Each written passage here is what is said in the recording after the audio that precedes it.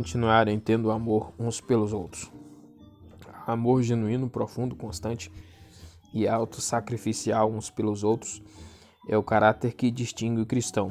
É pela manifestação dessa qualidade gloriosa que os discípulos do Mestre podem esperar exercer influência sobre o mundo, de modo que os homens começarão a reconhecer gnosontai, veja sobre 1:10, etc., que a Cristo note emoi enfático, e a ninguém mais esses crentes pertencem. Dessa maneira, todos começarão a ver o Cristo no cristão. Como pode você levar seu filho a Cristo, a menos que use o método de Cristo? Há somente uma coisa que você pode fazer, é deixar seu filho ver Cristo em você. Você tem um marido terno e verdadeiro? Uma esposa cega a tudo menos a você? Para que cada um possa ganhar o outro, essa vida deve falar do querido Filho de Deus. Só existe um plano eficaz pelo qual ganhar um companheiro. Você tem um vizinho antigo ou novo? Apenas deixe esse vizinho ver Cristo em você. A igreja que espera ganhar os perdidos deve pagar o único preço que nunca muda. Ela deve levar o mundo a ver nela o Cristo do Calvário, autor desconhecido. Em uma confirmação histórica das palavras de Jesus, registrada aqui em 1335, Tertuliano, cerca de 200 d.C., escreveu: mas são principalmente os feitos de um amor tão nobre que levam muitos a colocar uma marca em nós. Vejam, eles dizem como eles se amam, pois eles mesmos são movidos por ódio mútuo. Vejam como eles estão dispostos até mesmo a morrer uns pelos outros, pois eles mesmos preferem matar. Apologia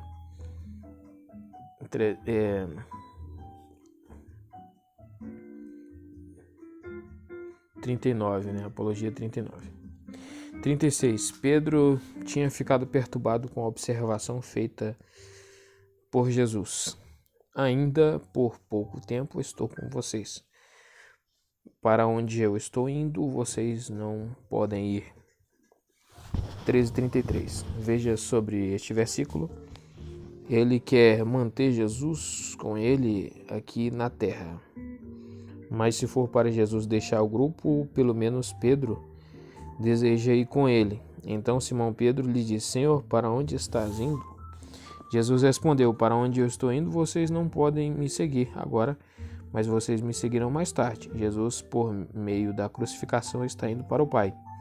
Pedro não pode segui-lo agora. Por que não? Respondemos, letra A, porque, segundo o eterno decreto de Deus, o momento exato da partida de Pedro não havia chegado. E letra B, porque Pedro, como fica muito evidente pelo que segue, não estava ainda espiritualmente pronto. Depois, entretanto, Pedro seguirá pelo caminho de Cristo, ele também seguirá para o Pai, ele irá para o Pai, além do mais, por meio de morte por crucificação. Veja sobre 21, 18, 19, quase não é necessário acrescentar, é claro, que a morte de Pedro na cruz não tem valor expiatório substitutivo. Versículo 37. Alegremente alheio à sua própria fraqueza, Pedro lhe disse: Senhor, por que não posso segui-lo imediatamente? Ele fornece talvez a melhor ilustração encontrada nas Escrituras para o problema do eu desconhecido. Sua pergunta: Senhor, por que não posso seguir-te agora? A arte Jesus tinha usado mostra três coisas. Letra A, sua devoção ao Mestre, ele quer estar onde Jesus está. B, sua impaciência imediatamente. E C, sua autoconfiança, ele pensa que está pronto para seguir Jesus mesmo na morte, como claramente indica quando continua: minha vida por ti eu darei. Uma comparação com as passagens paralelas nos sinóticos mostra que a gabolice de Pedro continha três elementos. Letra A, eu serei mais corajoso do que os outros discípulos. Eu não me deixarei prender numa cilada. Ainda que todos se deixem prender numa cilada, eu jamais. Marcos 14:29. Letra B, eu jamais te negarei, não importa o que venha acontecer, mesmo que eu morra contigo, certamente eu jamais te negarei. Letra C. Eu irei ao limite por teu benefício. Minha vida por ti eu darei. Pedro está disposto, se necessário, a morrer por Cristo. Em relação a essa gabolice, uns fatos adicionais devem ser observados. Letra A. Pedro disse essas palavras antes e depois da predição de Cristo, que é registrada em 13:38, como fica claro em Mateus 26:33 ao 35, Marcos 14:29 ao 31. Evidentemente, naquela hora, as palavras de Jesus dizendo a Pedro que, apesar de sua gabolice, ele faria justamente o que prometia, tão enfaticamente não surtiam efeito. Pedro estava muito seguro de si mesmo. E letra B, ele usou linguagem muito enfática. Note a dupla negativa em Mateus 26:25, de maneira que a gabolice pode ser traduzida como segue: é certo que não te negarei. E compare: eu nunca me deixarei prender em uma cilada. Letra C, ele falou com mais veemência, Marcos 14:31, evidentemente nem um pouco satisfeito com o fato de que Jesus tinha uma opinião diferente. Letra D, a passagem aqui em João indica que a gabolice de Pedro não foi uma mera negativa. Eu não me deixarei prender em uma cilada, eu não te negarei, mas também positiva. Minha vida por ti eu darei. Lucas 22:33 fornece o comentário.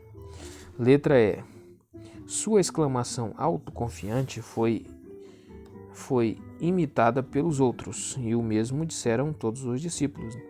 Nem ao menos um dentre os discípulos conhecia seu próprio coração. Observe os três. Todos vocês cairão em uma cilada. Marcos 14:27, disse Jesus. Todos eles disseram impossível. Para as palavras exatas, veja Mateus 26:35. Então todos os discípulos o deixaram e fugiram. Embora nenhum dos discípulos conhece o próprio coração e, não obstante, todos tenham caído numa cilada. Pedro foi ainda mais longe, ele chegou até mesmo a negar que conhecesse o Mestre. Veja sobre 18, 15, 17. Mateus 26, 69 e 75. Versículo 38. Jesus respondeu: sua vida por mim você dará?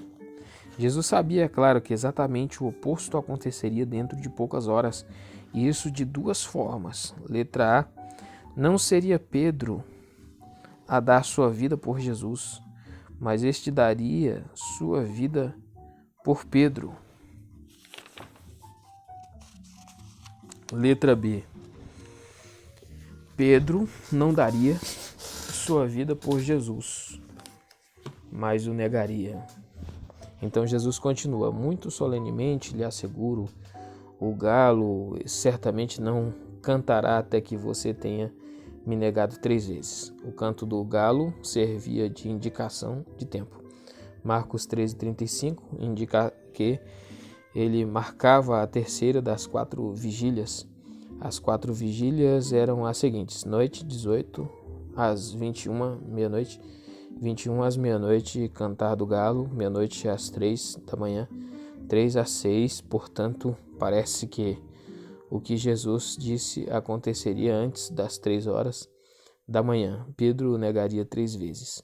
Que essa referência é a segunda parte desse período de meia-noite às 3, fica claro em Marcos 14:30, mas a menção ao canto do galo se refere não apenas ao tempo, mas também ao canto em si, o qual marcaria o tempo. De fato, Pedro ouviria esse canto.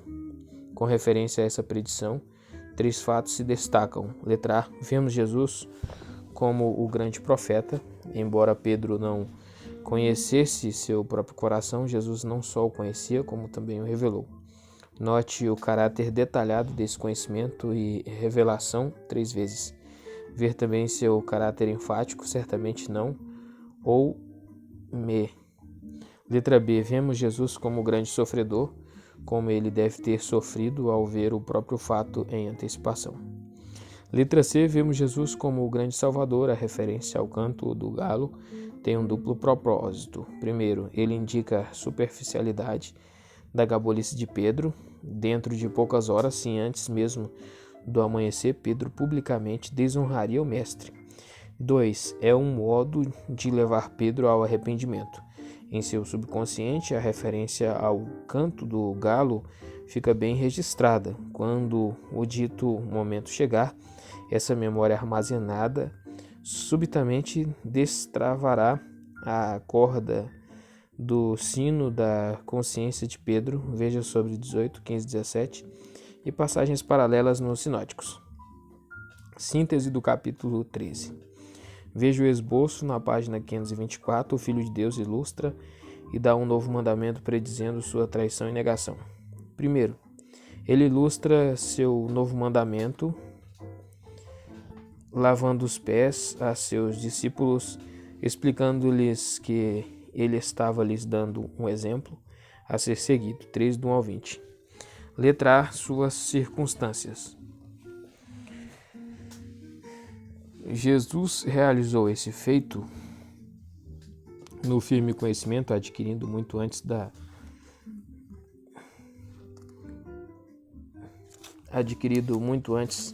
na festa da Páscoa de que sua hora de retornar ao Pai tinha chegado. O sentido de urgência estava sobre ele, pois o diabo já tinha colocado no coração de Judas Iscariotes a decisão de traí-lo.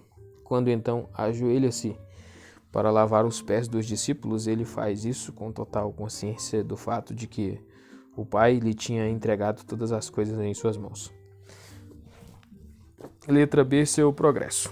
Tendo esperado até o último momento, Jesus finalmente se levanta, põe suas vestes plural de lado e, tomando a forma de servo, pega uma toalha e, depois de amarrá-la na cintura, derrama água em uma bacia. Ele começa a lavar os pés dos seus discípulos e a enxugá-los com a ponta da toalha. Pedro protesta: Senhor, tu lavas meus pés? De modo nenhum lavarás meus pés. Letra C, significado. Em conexão com o protesto de Pedro e também depois de ter terminado a tarefa, Jesus explica seu significado como segue. Letra A, é um símbolo de uma completa humilhação. O que eu estou fazendo você não sabe agora, mas vai compreender depois. E letra B, é um elemento essencial da humilhação de Cristo, a parte da qual ninguém, nem mesmo Pedro, pode ser salvo. Se eu não lavar, você não tem parte comigo. Letra C, é uma lição de humildade e serviço, um exemplo a ser seguido. Eu lhes dei um exemplo para que, exatamente como eu fiz com vocês, assim também vocês façam. Isso deve ser comparado com um versículo muito semelhante. O 34. Assim como eu o amei, que vocês também continuem amando uns aos outros. Pela comparação dessas duas passagens, 15 e 34, fica claro que nos versículos 1 e 20, Jesus ilustra o novo mandamento que ele institui no versículo 34.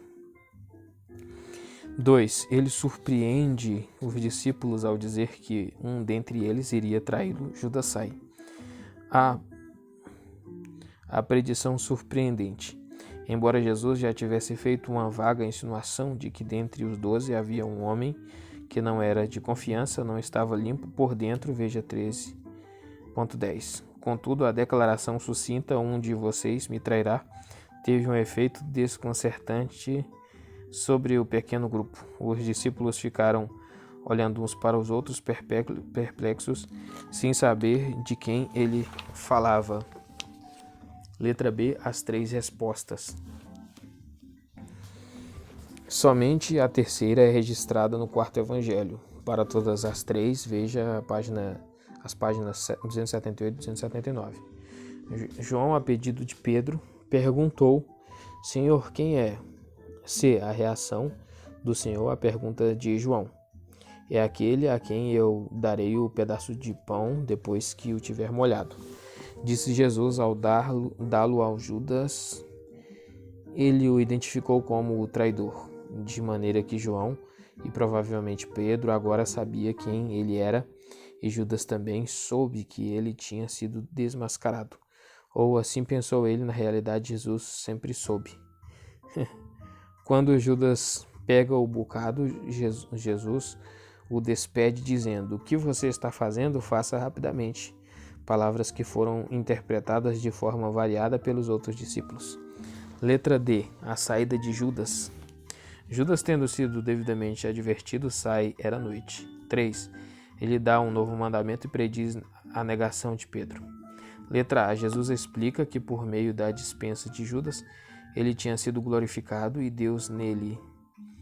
que Deus o glorificaria novamente, crucificação, ressurreição, ascensão e coração. Sim, imediatamente Getsemane, Gábada, Gólgota. Na humilhação e exaltação de Cristo, o fulgor dos atributos gloriosos de Deus.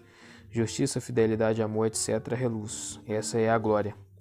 Letra B. Em vista de sua partida iminente para o lugar em que ele não pode agora ser seguido, Jesus dá um novo mandamento, melhor preceito: que seus discípulos mostrassem amor constante e autossacrificial uns para com os outros, sempre olhando para ele como aquele que deu exemplo. Seria apenas por meio do poder do Espírito Santo que eles teriam condições de fazer isto. Romanos 5:5, Gálatas 5:22, 2 Timóteo 1:7. Letra C. Pedro responde: Senhor, por que não posso seguir-te imediatamente? Minha vida por ti eu darei.